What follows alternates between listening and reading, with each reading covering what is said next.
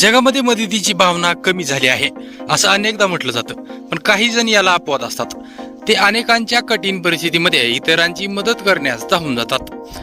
तर आज सोशल मीडियावर असाच एक व्हिडिओ सध्या व्हायरल होत आहे. बस स्टॉपवर बसलेल्या तरुणीचा अचानक स्कर्ट फाटून जातो, तेव्हा अज्ञात व्यक्ती तिच्या मदतीसाठी धावून येतो. व्हायरल व्हिडिओत एक शेतकरी शहराच्या बस स्टॉपवर येत असल्याचे दाखवण्यात आलेले आहे. त्याच्याकडे घड्याळ नसल्यामुळे तो अनोळखी व्यक्तीला वेळ आणि बसचा मार्गही विचारतो. त्यामुळे ती अनोळखी व्यक्ती चिडते. नंतर शेतकरी बसची या ठिकाणी वाट पाहत असतानाच एक तरुणी तिच्या प्रियकरासह आली आणि मागे बस स्टॉपवर बसली. काही वेळाने प्रियकर उठतो आणि तरुणीलाही उठायला सांगतो.